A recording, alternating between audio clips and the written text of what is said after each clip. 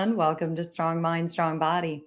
I have a question for you. I'm wondering, as far as age is concerned, how much is age your driver? How much does age come into your thought processes throughout the day? Do you play that game of, I'm at this age and I thought I would be doing XYZ? Or is that something that you don't even think about? So I think that, like all of the things that kind of define us or help us make decisions, we think about our age to the degree that we think about how it might impact our career and what we want to accomplish by certain dates. So today we're talking about longevity and fitness because I feel like for all of us, our heart is here, fitness is here, and we want so bad to make a powerful difference in this space. And as we age, we want to figure out, how do we maintain our place and our in this space, and how do we keep longevity throughout our lifespan, right? How do we maintain relevance no matter our age or stage? And so I have a friend of mine named June Kahn, and she is my guest today. And she is 70 and she is still going very, very strong. I don't honestly remember when I first met June. I know that I just see her at all of the conventions. I've always had a deep admiration for her in the way that she's maintained good longevity in the space, and she's done a lot of reinventing, and she's always stayed true to her purpose. So this is Strong Mind, Strong Body. I'm your host, Angie Miller, and today we are going to bring in June Kahn, who is a former recipient of the Ideal World Fitness Instructor of the Year, and she also owns Center Your Body Pilates Studio in Boulder, Colorado. Hello, June. Hello, Angie. That was such a lovely introduction. Thank you so much. And yeah, I cannot remember the time that we met, but I know we've known each other for decades. And just even saying decades is astonishing to me. It's just amazing how quickly time flies. And I want to thank you very much. I'm honored, and it's a privilege to be here with you. Well, good. And it's, I feel like it's everyone's privilege that you're here. So, it's interesting because I do think that we all want to feel a sense of purposeful. We want to feel purposeful in this space. And I think that in order to maintain longevity in this space, we have to continue to reinvent and look for new opportunities, but we also have to stay true to our purpose. But I do think that there's a population for all of us. We all resonate with different people. We want to work with different populations. We have a different purpose, a different intention. And I also think that our reason for coming into the space sometimes is definitely not our reason that we stay in the space. So I want to start by asking you a little bit about the work that you're currently doing, because I feel like it's always been a foundation of Pilates, but tell us a little bit about what you're doing in the fitness space. What I'm doing in the business space right now is pretty much what I've been doing for decades.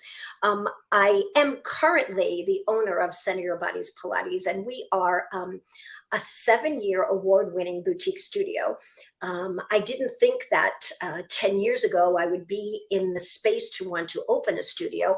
I was more in the education space, as you know, in traveling globally, training Pilates instructors and fitness instructors. But I decided that I wanted a space where I could focus a little bit more on encouraging people to move every day. I am a proponent of movement heals. That has been my hashtag for, oh my gosh, decades, because of my why being inspiring the world to understand the importance and the relevance in moving as little as 10 minutes a day, because of its impact that we now currently know on our health and wellness system, as well as our immune system, just getting people up and moving, because we know that even though we are in this fitness space, the majority of the US population has been inactive. And Mm. it was probably about, oh my gosh, it probably was about 15 years ago that USA Today had put an article out talking about, the number was staggering to me, 85% of the US population being, um, they don't move. And that was like, how could that possibly be? I've done this all my life. I know the importance. I know how it's kept me youthful and vital. And then it came upon me that that's what my why was really about. I want to get people up and moving. And it's not about the intensity level, because I'm looking at the average participant, because we don't have to motivate ourselves. You and I will go and we'll work out. People that are in the industry and come to our classes every single week, we inspire them with our presence and our knowledge, but it's those people that are out on the couch that I wanted to get more focused with. And I think that was the passion behind opening up my studio. And I became a rehab practitioner on top of being a Pilates practitioner. So now we're working with the medical community and helping people do that. So that's basically what I'm doing now, but still educating the fitness professional and the Pilates professional. COVID opened up a whole door of opportunities to do it globally without having to leave my home. I can't deny that I don't miss travel globally and hoping to pick more of that up this year. But that's basically what I'm doing, similar to what I've done for so many years. And I'll continue to do that as long as I can. Yeah. Well, and what I noted too is just that transition of saying you never thought you'd want to be at home base, so to speak. Because I think a lot of us think that way. Oftentimes over the years, people have said, why don't you open your own studio? And my first thought is, that would keep me at home. And I love the global travel. And yet, as I go through the space and the years go by, I keep thinking more and more about that, about what that would be like to have a home base and to be able to make a powerful difference and not have to travel globally, but that always be an option. And Right. so I like that transition. And in fact, that's one of the things that I want to talk to you about is some of the turning points, because I think that it's the turning points that we can look through that long lens and say, this is what happened. And I think this is what's helped keep me in this space. And it sounds like one of your turning points was opening that studio. What year was that then? I'm just curious, how long have you That was opened? 8 years ago. So probably 2000, I think 2015, 2014. I have always worked in a Pilates studio, typically working for someone. But I had the opportunity, probably around 2011 or 12, to work with a chiropractor who was a neuromuscular specialist. And I still work with him now.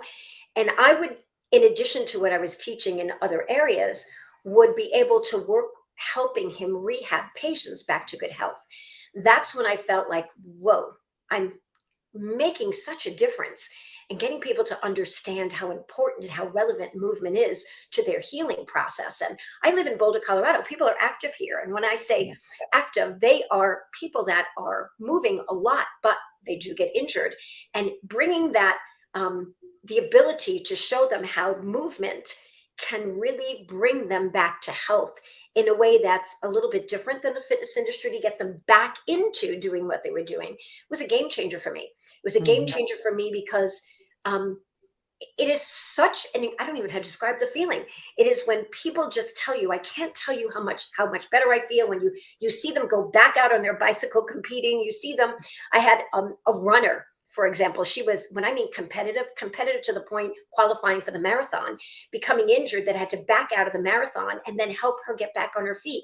That to me is worth its weight in gold. You can't pay me enough money to Right. let me see that success. And then there's the others. I also deal with individuals that have never actually moved, and they're in a situation now as they've gotten older. Back issues are interfering with them moving, and giving them simple little 20-minute programs in the morning that help them get inspired to move even more is even that much more gratifying to me. And I think that's such an important thing because we are all about getting the universe. I was going to say the universal. I'm going to say the United States population to move globally. We can reach them now, even through on-demand programs. And I think Right. that's something that we never had before.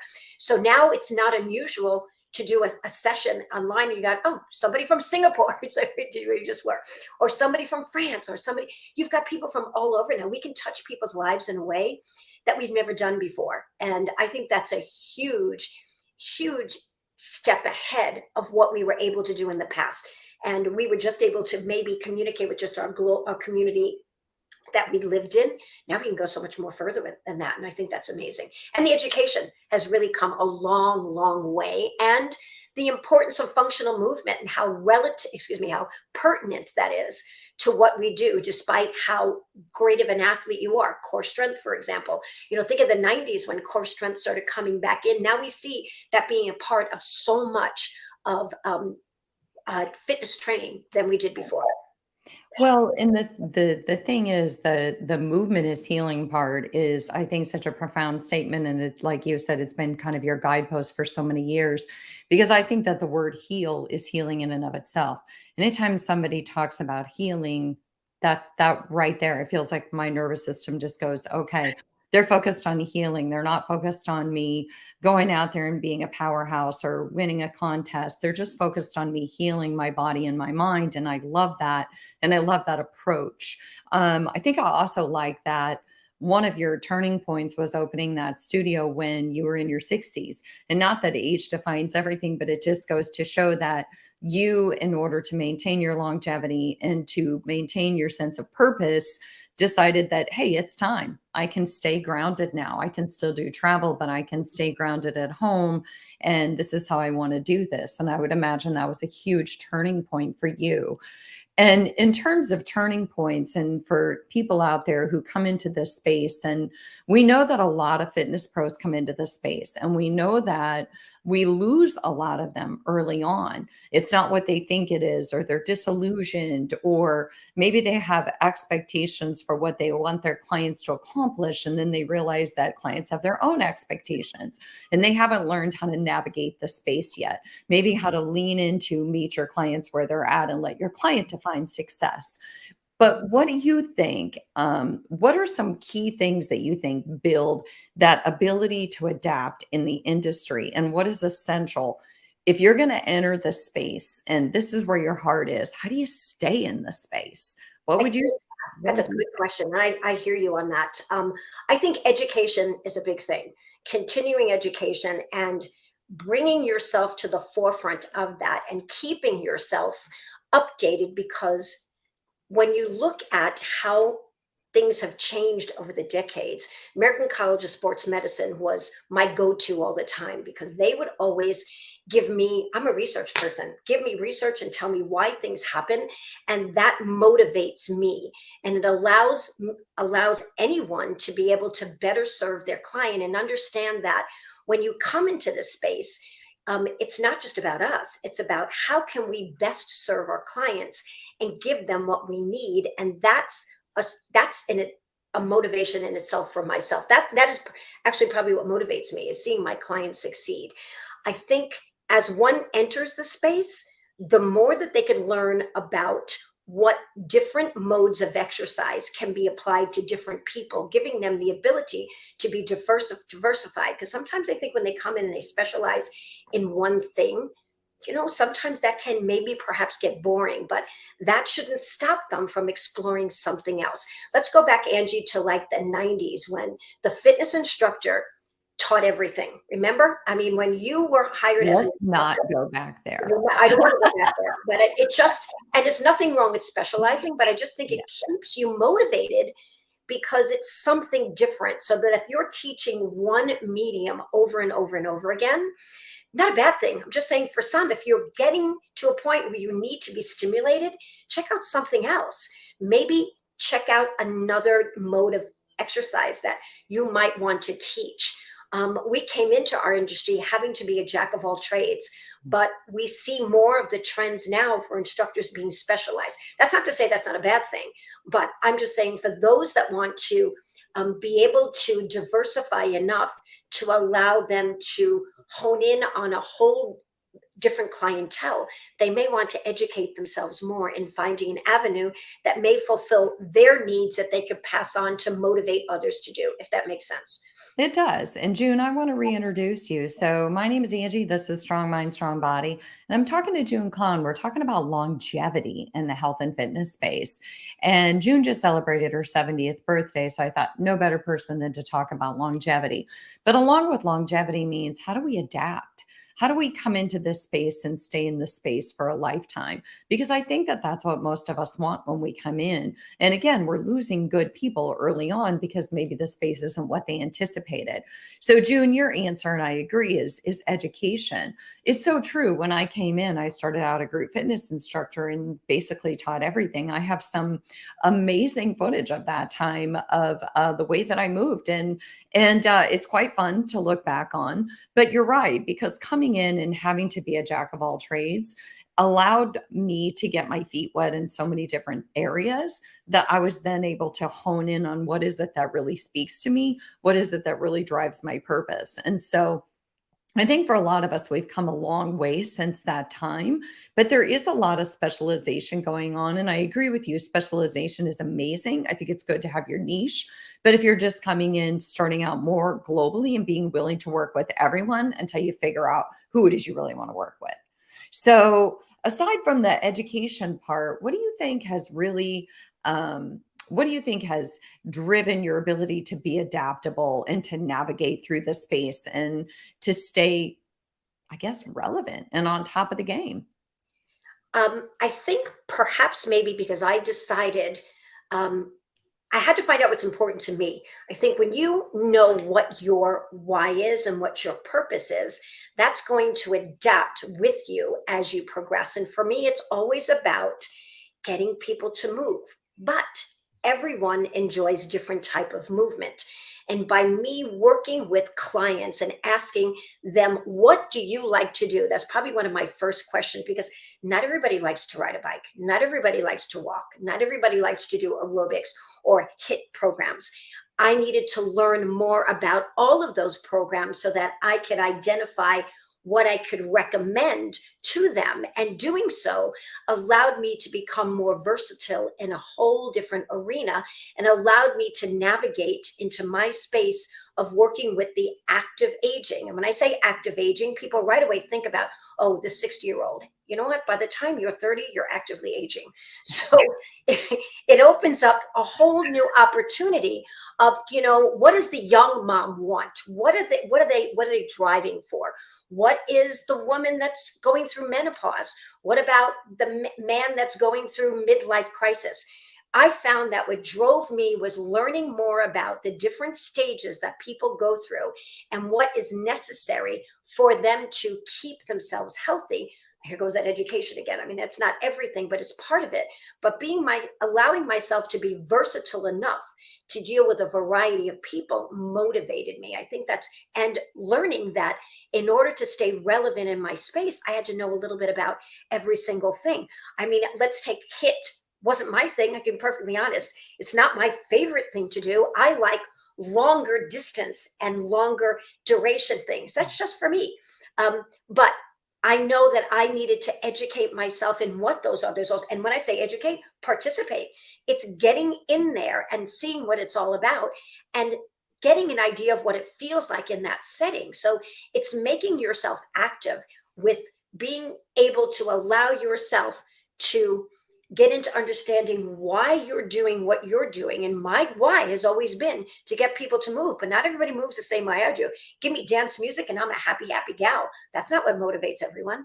I have to be able to be open to understanding what I could recommend. I think that's hard. It's hard. And it's hard because people come into the industry and then sometimes get disappointed. Yes. We're not known for being the best pay rate either, right? So that can be discouraging to some, but there are ways now with creating your own online on demand programming, you can really get around that and still be relevant in a fitness live setting as well. So you can be more diversified than you ever were before. There is such a way to become successful today in the industry, and it's about adapting and being willing to adapt. I think that's for me, maybe because I'm a Gemini. I like when things change. I like to challenge myself to be able to learn more than I knew before and be able to pass that information on. I think to be relevant and to age in this industry, you've got to adapt. Adapting is the biggest thing. I mean, look, Step was here, Step is gone. Not anymore. I think it's actually coming back. I take that back.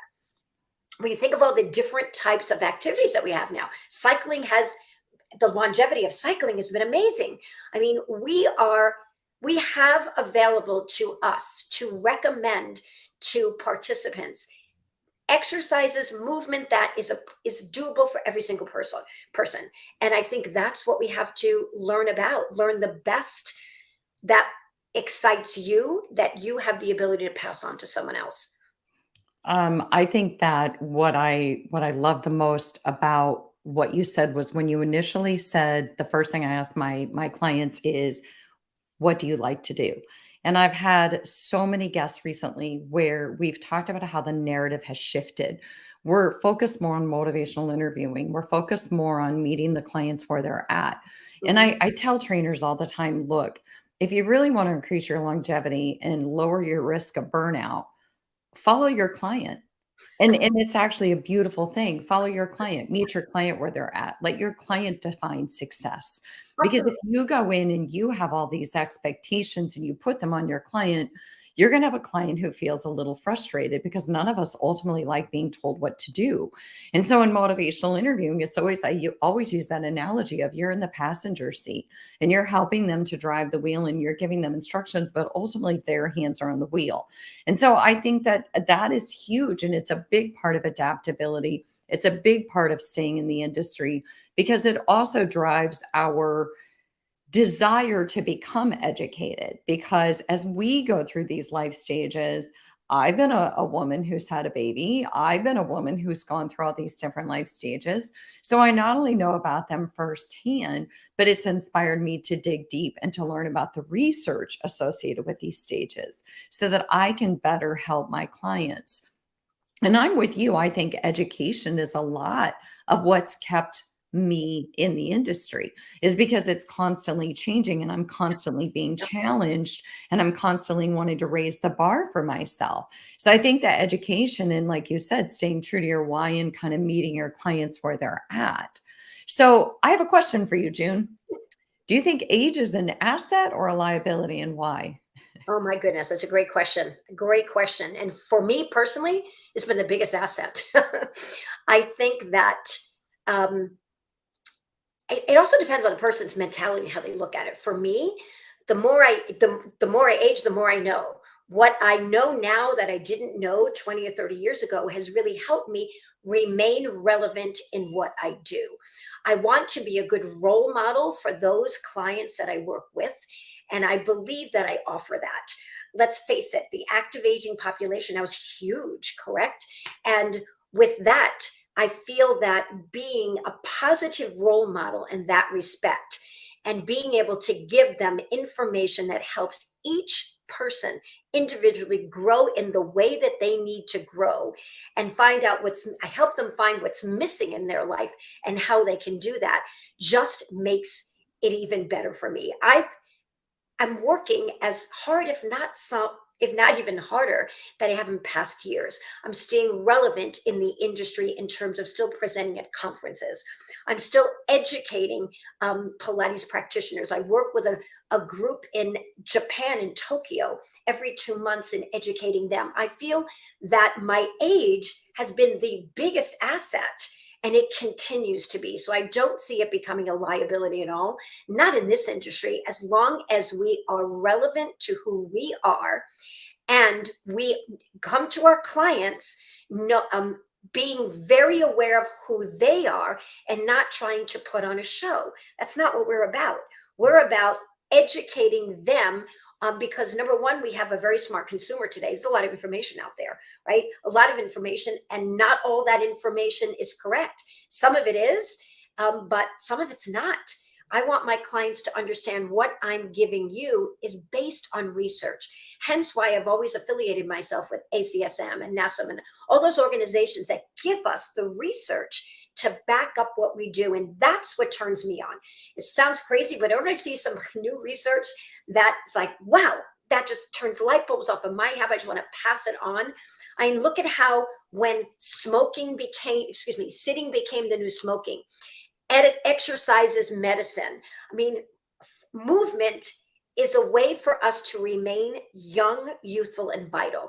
That's the message I want to get out there. And whatever research I can find to back that up is what I want to give to my clients. Hmm. That's very well said. That is very well said. And I think you and I, when we look back, I don't know about you, but I'm almost certain, correct me if I'm wrong, you did fitness videos at one point, didn't you? Oh my gosh. Okay. My closet over here, they're just Yes, tons of them. Okay. So we both did the fitness video thing. We both did the starting out teaching group fitness classes. I made my own music. I'm sure you did. I did. Started out teaching on a wooden step with carpet. So we've been there, done that. And it moved into this need for education and knowing more and learning more, moving into the one on one space, moving into educating fit pros. So there's so many transitions that I can think of throughout my fitness career. And for me, I went back into mental health, and my mission has always been to bridge fitness and mental health. And so with now wellness being a big targeted audience, and NASM has their certified wellness coaching, I went through that program. And I just think that by continuing to evolve, but staying true to our purpose, that's how we continue to draw and inspire people into our fold and make a powerful difference. So I agree with you. It's not always, we don't always keep people here because they're making the big bucks. But I think that you have to define how you define success. Do you define success strictly by what's in your checkbook, or do you define success by what you go to bed with at night, that joy and that sense of satisfaction? Agree. It's got to be here. I mean, if we're helping people to move, we have to get them where we have to get to their heart. We have to get to their heart because that's the only thing that's going to motivate them to do something because we're not going to be with them all the time. What I want to do is give them enough motivation that yes, you can come and see me 1 to 2 times per week, but I want you to be able to go out and do this on your own and enjoy it because movement feels good. Movement keeps you youthful. Movement is going to keep you well. Exercise is medicine. That's one of the best things we can do, sitting and doing nothing. And it worries me a little bit about, the technology that we have. And I have, 4 grandchildren and they're young and they can get addicted to their tablets and things like that. And it's not that that's a bad thing. I want to make sure that they're getting up and getting outside and running around. And there's a lot to be done. There's a lot to be done here. If you have the heart big enough, and there is money to be made, it's not that there's not. It's just you have to find your niche. You have to, maybe I should go your niche, your niche. My niche has always been active aging and women, but I can't deny that I don't work with also professional athletes as well. You have to find your way, and the world can be yours at any age. I mean, I believe there are more older adults who have retired that are now coming into the fitness industry and using this fitness industry as a secondary income now, or a second, let's put it this way, second career, a second career. I think it's amazing. I think it's fantastic that we're seeing that occur as well. There's something for everybody in our fitness industry. When Cherie, something for everybody. And I feel that you just have to find what someone likes and go for it. Make them feel good. When what's that saying? You may not remember what somebody said, but you'll always remember how someone makes you feel. Right. So if you can remember that, if you can make them feel good about themselves, you know what? How can they not want to come back for more? But it has to be honest, has to be sincere, and you have to have it in your heart to do this. It's not about the money. It has never been about the money for me. It will never be about the money for me. It's what I love to do, and I'll continue to do it for as long as I can. Yeah. I think that well said all the way around. And I think that you're right. There is money to be made, but if that's your driver, you'll find a way to put money in your checkbook. But I agree with you that if you're coming into the industry, you've been in the industry for a long time, I really have never seen age as something that holds us back. I think that it gives us the opportunity to have a longer, wider lens and to have experienced so many different areas in the industry and to really hone in on who speaks to us and who we want to help the most. But I love your saying about movement heals. I also feel like education is huge for adaptability, finding the people you want to work with, and then starting out with that wonderful question of how do you like to move and kind of going from there. Let your client determine success. So, June Kahn, once again, I really appreciate you joining us. I appreciate you sharing all of your expertise and your experience and your obvious excitement for the industry. And I hope that if we even reached one person today and got them excited about being in this industry and staying in this industry, then we did the right thing. So Absolutely. thanks to all of you NASM listeners. Thank you for joining us on Strong Mind, Strong Body. If there's ever something you want to hear me talk about, or a guest you want to see, or that you want to speak to, by all means, write to me and let me know. And thank you for joining us.